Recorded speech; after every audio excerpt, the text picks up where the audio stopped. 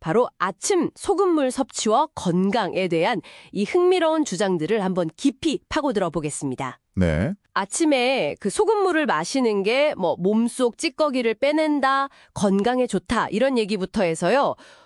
소금이랑 만성질환 관계, 또 좋은 소금은 뭐냐, 심지어 체질 얘기까지 정말 다양하더라고요. 네, 맞아요. 이게 뭐 전통적인 지혜 같기도 하고 또 현대 과학이랑 부딪히는 지점도 있고 해서 흥미로운 자료입니다. 그렇죠. 특히 뭐 숙변 제거, 디톡스 이런 주장들부터 고혈압, 신장, 심지어 치매 연관성까지 좀 논쟁적인 부분들이 꽤 있죠.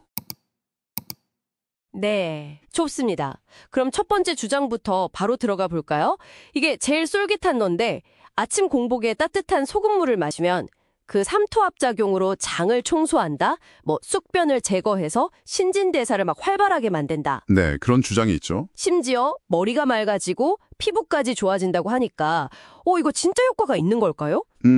일단 삼투압 원리로 배변을 유도할 수 있다는 건 그 자체는 뭐 아주 틀린 말은 아닙니다. 아, 그래요? 근데 여기서 말하는 숙변이라는 거요?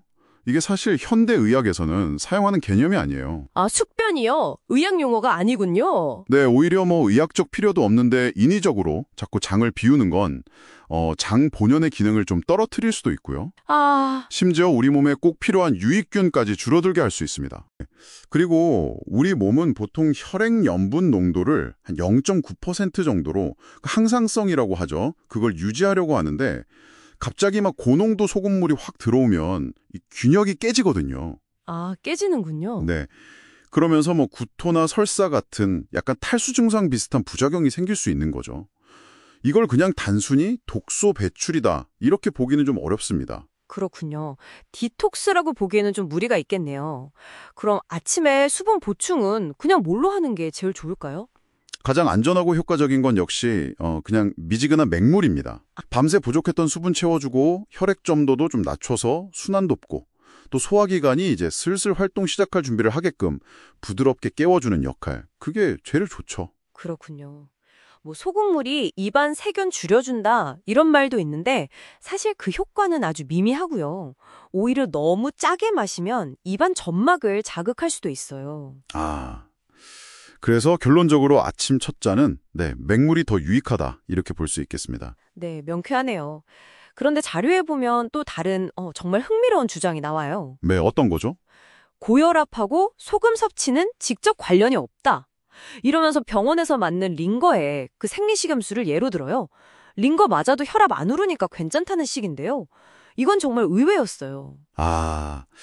그 비유는 사실 조금 맥락을 오해한 논리적 오류에 가깝습니다. 오류? 네. 그 링거액은 아주 응급 상황에서 체액 균형을 빨리 맞추려고 쓰는 거잖아요. 그렇죠. 매일 우리가 음식으로 소금 먹는 거랑은 이게 전혀 다른 차원의 이야기입니다.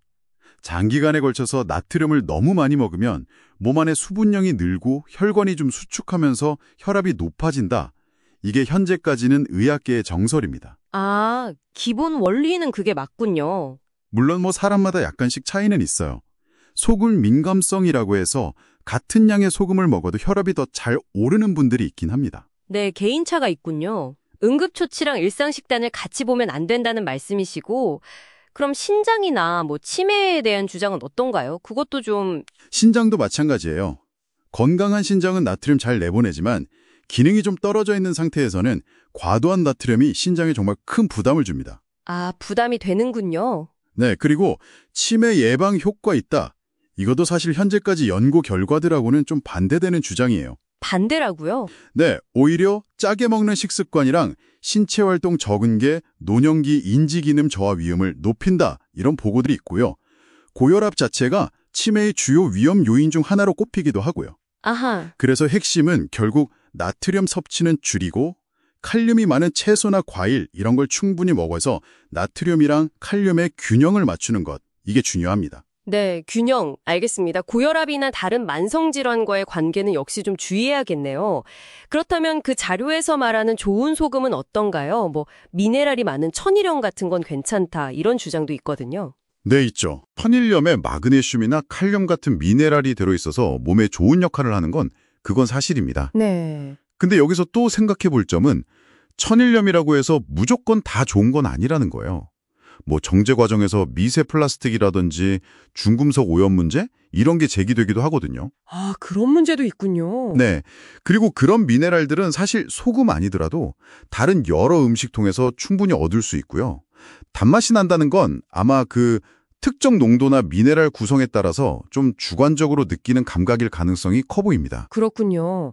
그럼 체질에 따라 소금 섭취를 달리해야 한다? 이 주장은 어떻게 봐야 할까요? 뭐 사상체질 같은 체질론 자체는 개인의 특성을 고려한다는 점에서 의미가 있을 수 있죠. 네. 하지만 이걸 근거로 특정 체질은 소금을 막 많이 먹어도 된다. 이렇게 권장하는 건 좀 건강상 위험할 수 있습니다.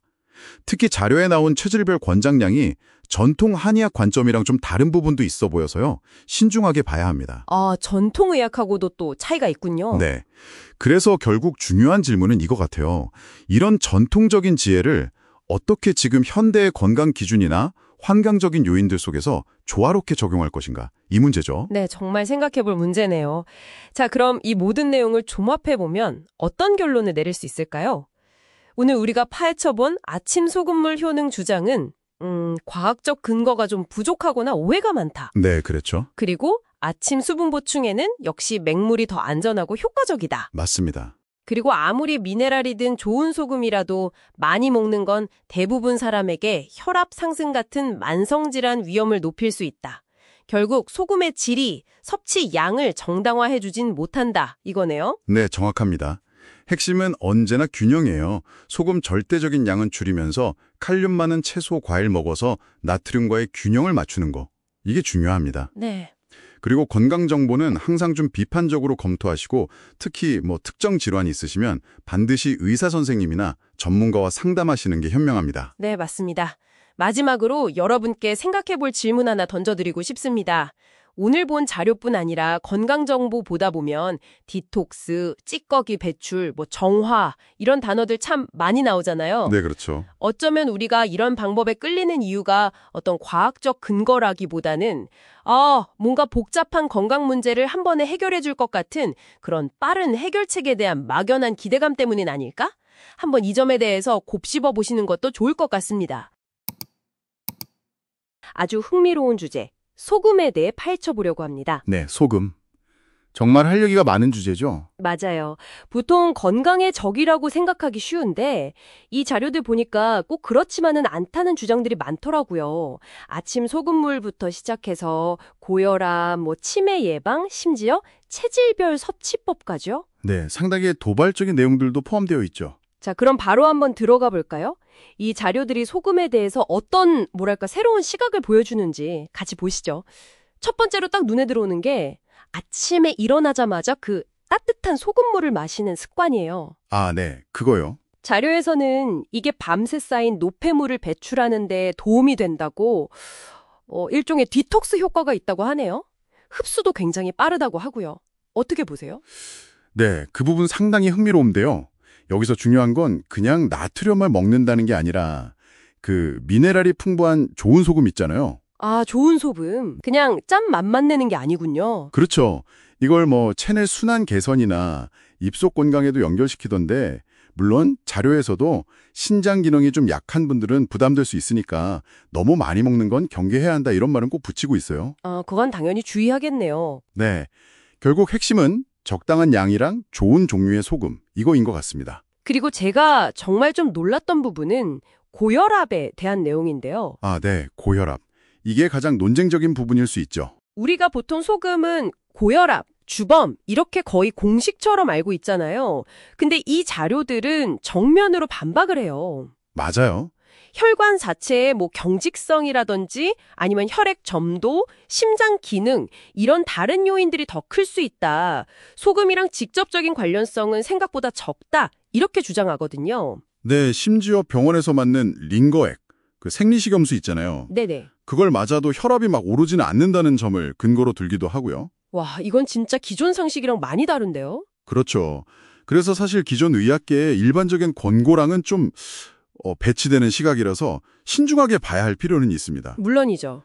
근데 이 자료들의 관점은 오히려 몸에 염분이 부족하면 다른 문제가 생길 수도 있고 적절한 염분 섭취는 혈관의 탄력성을 좀 돕거나 혈액 정화에 긍정적일 수도 있다. 이런 가능성을 제시하는 거죠. 오히려 긍정적일 수도 있다. 네. 물론 이게 모든 사람한테 해당되는 건 아니고 자료에서도 언급하듯이 소금에 좀 민감하게 반응하는 체질이 있긴 하대요. 한 3% 정도 된다고 하던데. 아, 개인차는 있다는 거군요. 네, 그 점은 분명히 인정하고 있고요. 여기서 던져지는 질문은 결국 고혈압의 원인을 과연 소금 탓으로만 돌리는 게 맞냐? 이거겠죠. 정말 다시 생각해보게 되네요. 그리고 치매 예방과 관련해서도 소금 역할이 또 강조되더라고요. 네, 맞아요.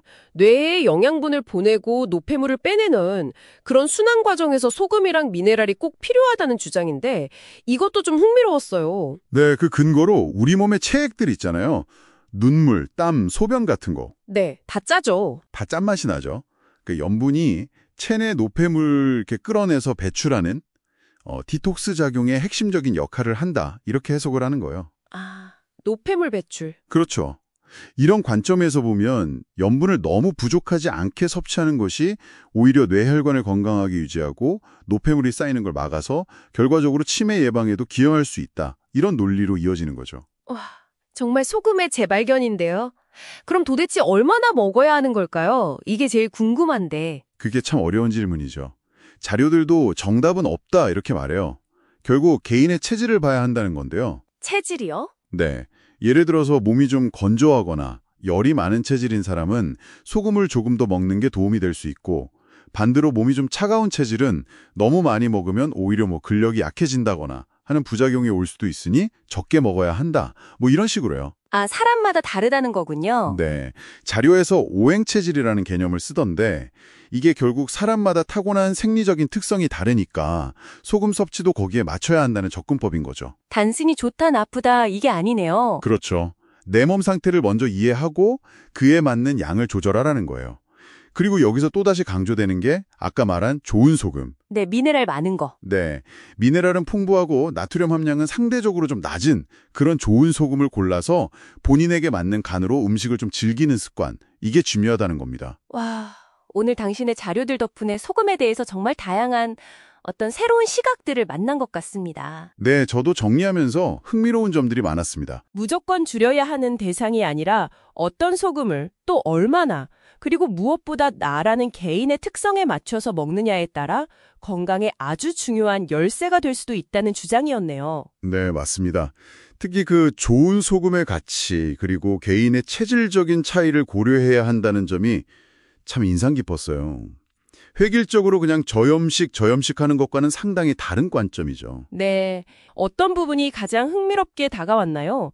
어쩌면 소금에 대한 고정관념을 깨는 것, 그것이야말로 나에게 맞는 건강법을 찾아가는 첫걸음이 아닐까 싶기도 하고요. 네, 그럴 수 있겠네요. 당신만의 소금 활용법을 한번 고민해 보시는 건 어떨까요?